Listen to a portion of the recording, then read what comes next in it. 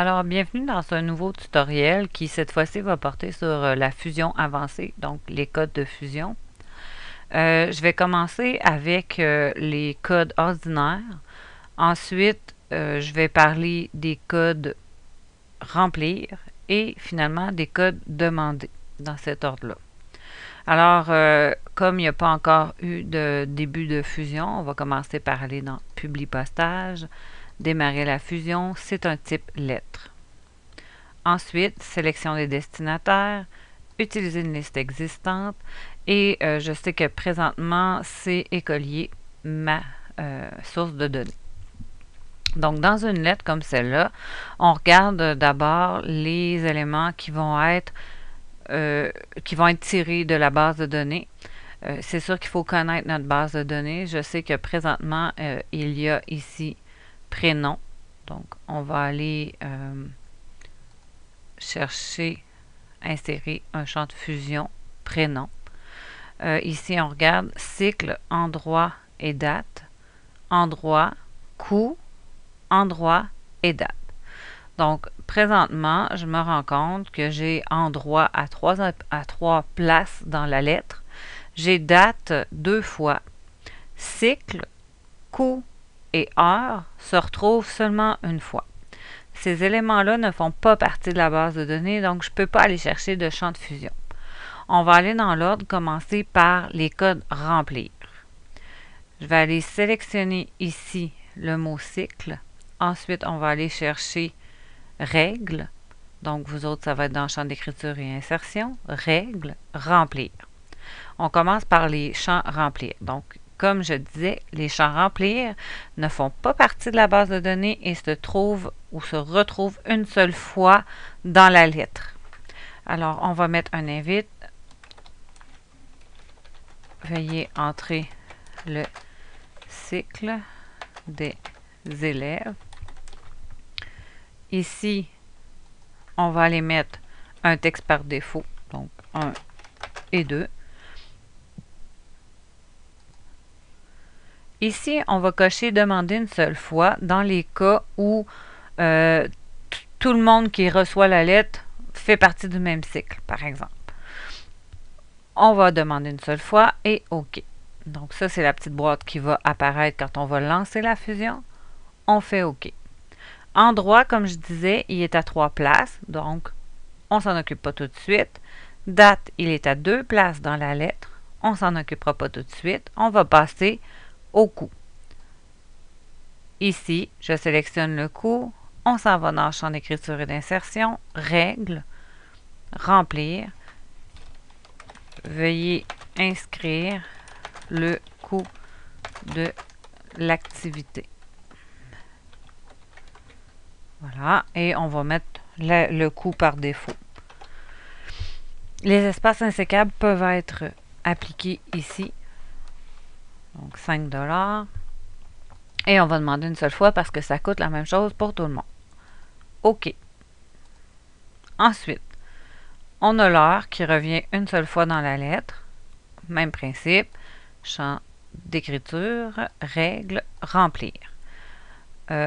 Entrer l'heure du départ. Et là, encore une fois, on va mettre l'heure qui revient le plus souvent et on va demander une seule fois parce que tout le monde part en même temps. La boîte. Bon, maintenant, le champ endroit qui revient à 3 places dans la lettre va être fait à l'aide d'un code demandé. Je me place au début. On va dans le champ d'écriture et d'insertion, règle, demander. Donc, on commence par créer un signet. Je vais l'appeler endroit pour que ce soit plus simple. Ensuite, on inscrit la question.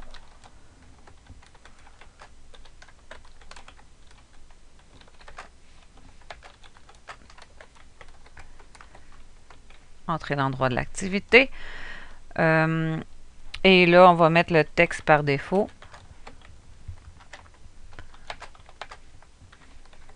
Et comme tout le monde s'en va à la même place pour cette lettre-là, on demande une seule fois. OK. On ne voit rien apparaître. On fait Alt F9 pour voir la question. Donc, demander, ask, endroit, entrer l'endroit de l'activité à la cabane à sucre. Donc, le O ici, ça veut dire demander une seule fois. Je vais aller refaire le même système pour la date qui revient 2 fois. Donc, champ d'écriture et d'insertion, règle, demander. Et là, je vais l'appeler date, activité, pas d'accent, pas d'espace, pardon, dans les signets. L'invite, entrer la date de l'activité.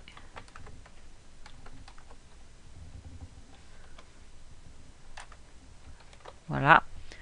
Et le texte par défaut, par exemple, 20 mai. Et tout le monde va partir à la même activité, à la même date. Donc, demander une seule fois. Et OK. Donc, ça, c'est ce que ça donne présentement. Maintenant, l'étape suivante, c'est d'aller insérer nos renvois. Donc, on s'en va sur le champ endroit ici. Insertion. Ici, il est tout petit. Lien. Donc, vous autres, c'est le groupe lien. Renvoi. Donc, ici, on nous dit à quoi voulez-vous faire un renvoi? Donc, à un signet qui s'appelle endroit. Insérer comme lien hypertexte n'est pas obligatoirement coché. Donc, on fait insérer et là, ça va aller s'insérer à la place du mot endroit. Ici, je vais aller resélectionner date. On va aller insérer un signet, un renvoi au signet date activité. Insérer. Donc, ça écrit REF, date activité pour référence. On y retourne. Donc, l'autre mot endroit. On clique, insérer. Ici, on a date qu'on va aller insérer une autre fois. Et normalement, j'avais le mot endroit à une autre place. Donc, il était au début.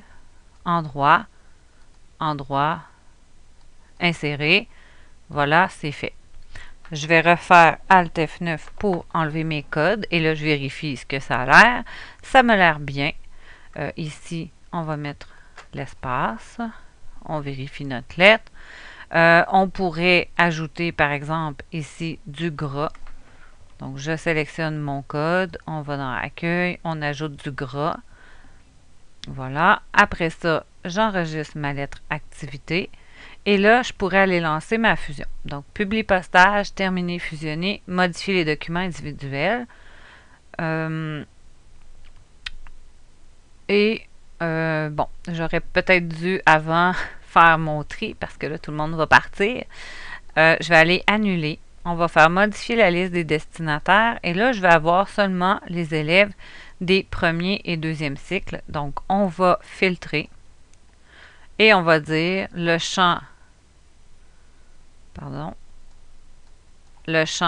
cycle est égal à 1 ou le champ cycle est égal à 2. OK. Donc, il nous reste un peu moins de personnes. OK. Maintenant, je peux envoyer ma fusion. Donc, terminer, fusionner, modifier les documents individuels, tous. Et là, on écrit. Entrer la date de l'activité. L'endroit, pardon. Donc, s'ils ne vont pas à la cabane à sucre, mais ils vont plutôt, par exemple, au verger. Donc, ils vont aux pommes. Au verger d'Émilie.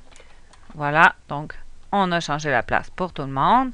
On peut changer aussi la date de l'activité pour aller mettre ça au 20 septembre. Voilà. Et c'est toujours le cycle 1 et 2. OK. Veuillez inscrire le coût de l'activité. On va le laisser à 5 $. L'heure du départ, 10 heures, ça fait bien. Voilà, nos lettres sont faites. On a 20 lettres et on a déjà les bons éléments. Donc, au verger d'Émilie, le 20 septembre, 5 $ pour être à l'heure attendue au verger d'Émilie. L'autobus doit partir de l'école à 10 heures. Et là, on a encore donc l'agenda de François, le prénom, et ici, on a la date qui revient en gras. Et c'est comme ça pour tous les élèves.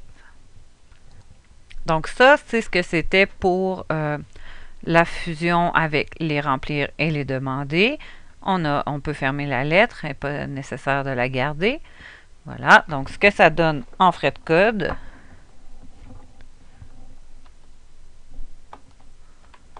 Oups. Ici. Donc, au début, on a les demandés. Si vous ne les mettez pas au début, donc s'ils viennent après les réponses, donc après les REF, ça ne peut pas être fonctionnel. OK?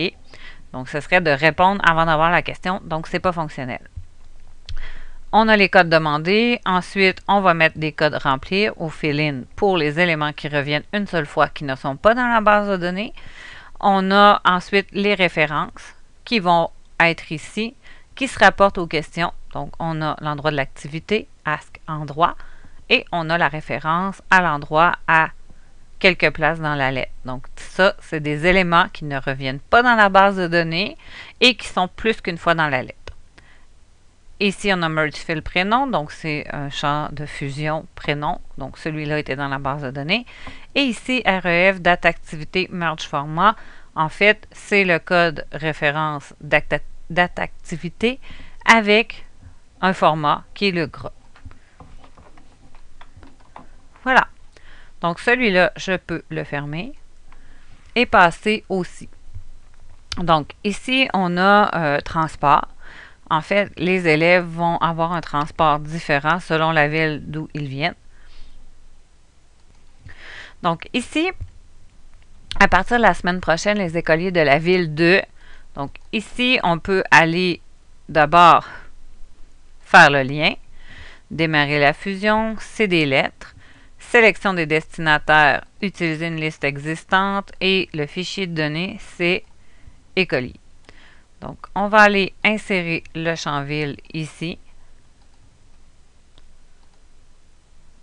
Il provient de la base de données. Et ici, dans le fond, ce qu'on veut avoir, ça va être un si. Donc, s'ils viennent de telle ville, ils vont avoir tel autobus. S'ils viennent d'une autre ville, ils vont avoir un autre autobus. On va commencer par un si de base. Donc, toujours ici, règle si, alors, sinon. Donc, si le nom du champ ville est égal à héritage, ils vont prendre l'autobus 100, sinon ils vont prendre l'autobus 110. Et là, je fais OK. Donc, ce que ça fait, si je regarde l'aperçu des résultats, c'est que si on a... Oups, on va y aller avec l'aperçu avant pour qu'on voit le champ. Oups. Le champ ville, donc héritage 110. Et si ce n'est pas héritage, donc bouquin ville, oh, c'est 110. Ce qui arrive, en fait, c'est qu'on est allé dire dans notre site, donc si je regarde mon code, va voir si la ville est héritage. Si c'est le cas, mets 100, sinon, mets 110. Héritage n'est pas écrit correctement. Donc déjà, c'est ce qui fait que présentement, mes lettres ne sont pas fonctionnelles. On va essayer une autre façon. Donc, on revient. Ah, là, ça marche. Héritage 100. Donc, la casse est importante dans ce cas-là. Ensuite, si je continue, OK, Bougainville 110, Charlemagne 110. Parce que ce que je lui ai dit, c'est si c'est héritage la ville, mets 100. Si c'est pas héritage, mets 110. Donc, peu importe l'autre ville.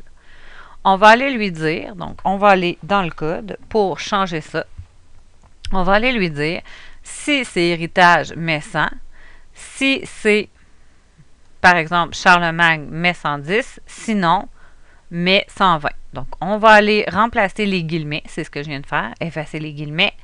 Règle, si, alors, sinon. Et là, je vais aller remettre, si la ville est égale à Charlemagne, mets 110. Sinon, mets 120. Et là, si on a 5 villes, il faudrait mettre 4 si. OK? C'est toujours le même principe des si. On va se réessayer. Donc, Charlemagne, 110. Héritage, 100. Bougainville, 120. Et là, bien, évidemment, s'il y a d'autres villes que ces 3 villes-là, ça va continuer avec 120 parce que, ce que je lui ai dit, si c'est Héritage, mets 100. Si c'est Charlemagne, mets 110. Sinon, mets 120. Donc, pour toutes les autres villes, mets 120. Après ça, on va terminer et fusionner pour voir ce que ça donne. Voilà. Donc, je vérifie mes lettres. Ici, bon, j'aurais dû entrer les champs de fusion pour l'adresse. Et comme ça portait sur les si, je suis passée directement au si. Donc, ville de Héritage, le numéro 100. Charlemagne, le numéro 120. Héritage, 100. Bougainville, 120. Ce qui s'est passé, c'est que Charlemagne ne prenait pas de S. Donc, ce que je fais, je reviens ici. Non, je n'enregistre pas. Je reviens dans mon code, parce que les erreurs, c'est possible. On efface le S dans le code. On fait attention de bien garder les guillemets. J'enlève mon code avec Alt F9 et je réessaie. Et là, on espère. Donc, Héritage, 100. Charlemagne, 110. Héritage, 100. Bougainville, 120. Donc, cette fois-là, c'est correct. Je pourrais les imprimer. Donc, on voit que c'est important la casse et aussi la façon d'écrire le mot. Donc, il faut connaître quand même notre base de données, sinon notre lettre n'est pas fonctionnelle. C'est tout pour ce petit tutoriel. À la prochaine!